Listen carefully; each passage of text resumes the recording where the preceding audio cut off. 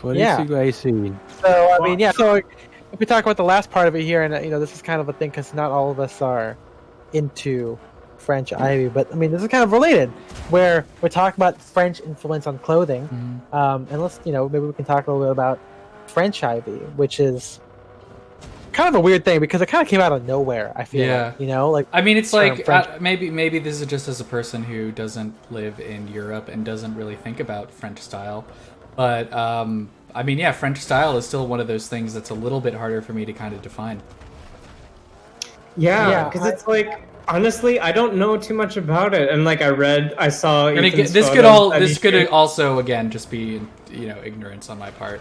No, and I acknowledge that as well. I'm not as well in tune to stuff like this. So immediately what I thought of, like, just again, because I haven't seen too much French film yet. I'm still getting my feet wet, but I think of like white socks with black shoes, but not like penny loafers, like full dress shoes. And I was like, well, can I do that? I really only have a pair of black cap toes, and I feel like it's harder to dress that casually. What else is it? I liked, again, the photo Ethan posted, like kind of maybe slimmer-ish suits, perhaps, but still with some of those details we like, and got the turtleneck, and I don't know, you get some scarves, I think, as well. So yeah, I'm not as well in tune with what this is. You got some scarves. Yeah. Scarborough Fair. I don't like that one. Are you going? I'm not. I don't think I'll go this year. Right. COVID might be cancelled anyway. Might be. Yeah. Are you going to Scarborough Fair? Well, I'm actually in Scarborough. That's actually where I'm. I gotta get the song and educate us, Ethan. So, I'm looking at a lot of I'm trying to find kind of the root here, and I'm reading this Esquire article right now because I looked up French ivy on Google, and there's a thing here about how Japan started to adopt certain things, like in the late 60s. For American fashion, American style was kind of out by like the 70s, at least for Japan, and then like London and I'm literally reading the article verbatim. London glam and French elegance was in. I think French elegance kind of ties into this kind of thing a little bit. And then one reason why it kind of came up recently is last year in 2019. What's it called? Permanent Style did an interview with Tetsuya Nakamura and Tomoyoshi Takada of Beams. They're like one of the heads of Beams. You've probably seen them on Instagram. And they were talking about it, and one of the things was, is American, Simon says, is American style still popular in general? I know it was a big influence after World War II. And I'm not sure who responds here Nakamura. So Nakamura-san says, Ivy style has come in and out of style and gone through different iterations. It was popular after the war until the 70s, and then in the 80s there was a version called French Ivy, and then American Ivy brands became popular in the 2000s, spurred by Tom Brown. We hashtag menswear. Mm-hmm. And he goes, were you into Ivy style when you were growing up? And Nakamura-san says, yes, I was particularly into French Ivy in the 80s. It's a look it's hard to define, but it makes a lot of English and French brands. Chester Berry, John Smedley, Lacoste, as well as some American ones. Myself and Kamoshida-san of Kamoshida were both fans of French Ivy. And so, after this came out last year, people were like, what the fuck's French Ivy? Right? Because it's one of those things like me, right? Where people want visual representation of whatever the fuck this is, right? And here is an image that I have here that is from some kind of thing here, and it has different types of trad. And I think I actually saw this a while back. I didn't buy the art of the magazine this was in, but you can see here, right? You've got Italian trad, which is, I mean, these are all kind of trads. I don't even know. Like, I think these are all arbitrary, right? Italian trad looks like, it doesn't even look trad. It just looks like an Italian guy with a kind of a normal style, right? He's wearing a navy jacket with like a foulard tie with a spread collar, khakis, and whatever. Right? Yeah, like if all of these names were hidden, apart from the prince, obviously, would you be able to distinguish these? I feel like other than Prince Charles. I think you could get American because it's like the. He's American looking. The cricket sweater though would probably throw me all for American. Man. That's what I'm saying. Really? Yeah. I don't know. I think of that as. I just primarily think of that as like an East Coast WASP thing. But well, maybe it's me, but I can't help but see cricket when I see cricket sweaters. Yeah, that's what I'm saying. Like maybe British. You know, it's a little possibly on the British. nose. Yeah. And so, but like I think with all this stuff, it's kind of interesting to see because French trad, looking at it, it doesn't look like I can't see anything distinct Right? about it. Yeah. Italian trad pants look like real men, real styles pants. Well, yeah, French trad just looks like American trad to me. So if we're looking at this, okay, so if you look at it, just if I'm gonna analyze this, so first off, the difference between French trad and American trad is number one, the hair. Like I think French people have the hair is a lot more dramatic. I think American trad, it's very crew cut. It's very very standard. There's the crew. And of course here we got like the kind of light washed jeans. And I'm assuming he's wearing some sort of like maybe like a cowboy boot, maybe, or like a brown shoe, compared to like the traditional penny loafers on the American trad.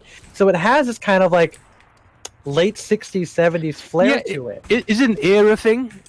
Ethan might be because because the American guy looks very '60s and the French guy looks very '70s, and maybe that's the thing. French trad is So again, into the 70s. Literally, French guy looked at Andy Warhol exactly, and if you go went Andy Warhol, 70s, right, and everything like that, late 60s, whatever, late 60s, 70s kind of a vibe, and I think that's what French trad is. I don't think it's inherently French; it's just the French's interpretation of American style, and that is kind of. I love how the French guy's using his pockets. Look at that! I just saw that. So good. Like you see, it's got a newspaper stuff in there. And so it's a kind of an interesting vibe to it, where when you start looking at it that way, it has a lot of. I mean, let me see if I could find the French Ivy.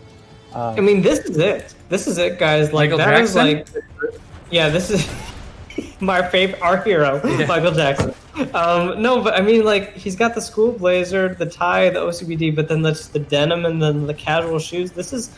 Like what's he wearing for shoes? I can't really tell because of the. It's like a tan of casual, lighter tan, but like that's like Drakesy. Like I know it's weird to say, but just like I mean, you see the Neapolitan cut on the Italian trad jacket, but just like as far as like vibes, that's the look. I think French Ivy is just kind of like a Frenchman's interpretation of American style overall. Because I mean, if we're looking here at what Gautier Bastarello wears, or this linked image of Dick Carroll's illustrations about his Ivy investigations. It's a European version of Ivy, so maybe like a sack suit, but then more of a turtleneck. It kind of got this. Also, it's got like a jazz, late mid-century vibe to it as well. Yeah. Messy hair, a lot of black shoes, right? It's chic, as he calls it here. It's American Ivy is not typically chic.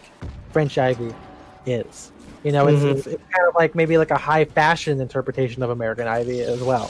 European patches. Yeah. So I think that when you look at like films from the '90s with European guys who are dressed kind of American, I think that's also kind of an influence there. A lot of movies in the '80s and '90s would kind of have that. Like light wash jeans with like a sport coat, rep tie, and like an OCBD or something. I think that happened in Sabrina. Where a guy, because Sabrina in the '90s version of it, not the teenage witch, the other one. She wears, I think she studies like photography or fashion in France, and like I think her boss has like a French Ivy. I mean, thinking back now, a French Ivy kind of look to it. There's a lot of black shoes in this. I think that's kind of interesting as well, because I think that at a certain point you start to get kind of. And when you start dressing up, you learn that black shoes aren't the end all, right? You start wearing brown shoes, and then when you get to a more advanced level, just like with black suits, you find that black shoes are actually kind of versatile, and they add that kind of like French vibe, chic vibe, mod maybe kind of thing to it. Right.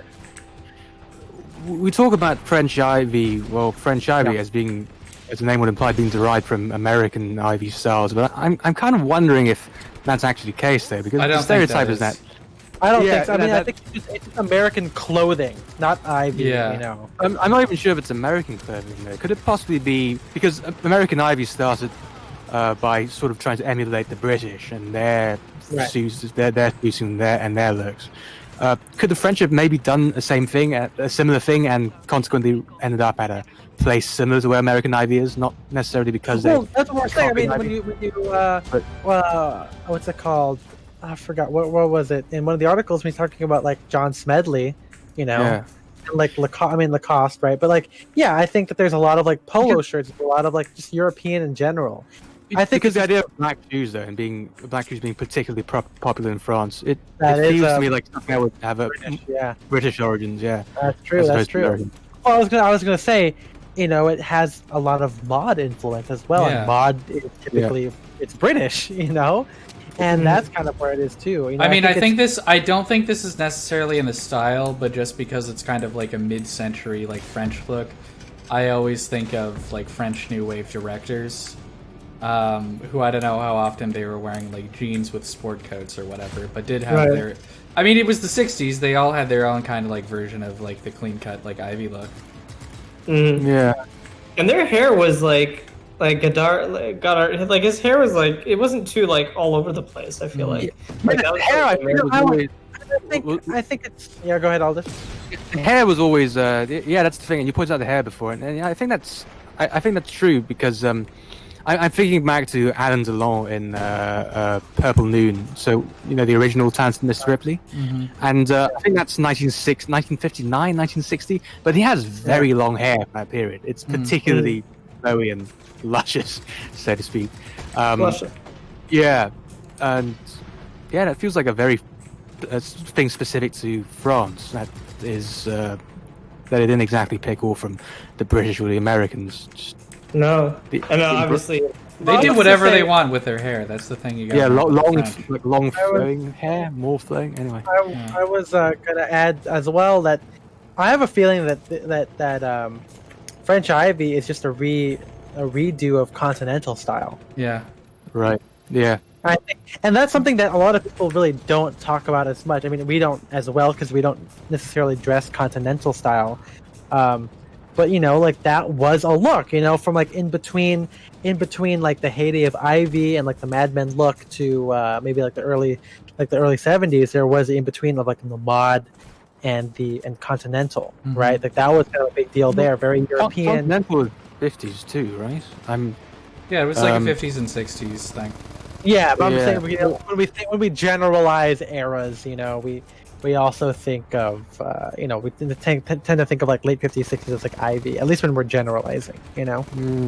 But So yeah, I mean it's an interesting thing there because I mean a lot of people, at least in contemporary menswear right now, we don't say, oh yeah, remember the Continental style, just like how people don't really talk about like collegiate style from the 30s, right, or whatever. Right. So it's like one of those kind of things that kind of get glossed over in terms of bigger movements.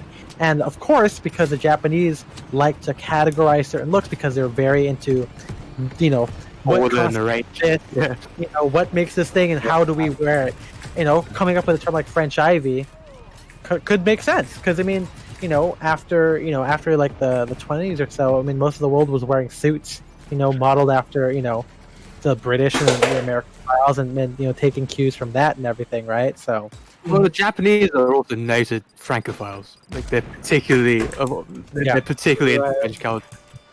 So Wait, they one love motherless Brooklyn? They're Francophiles? Frankity Franco. Yeah. Frankie, right. I'm Franken here. That's my Yeah, favorite it's- line of the I'm movie. Al Franken here.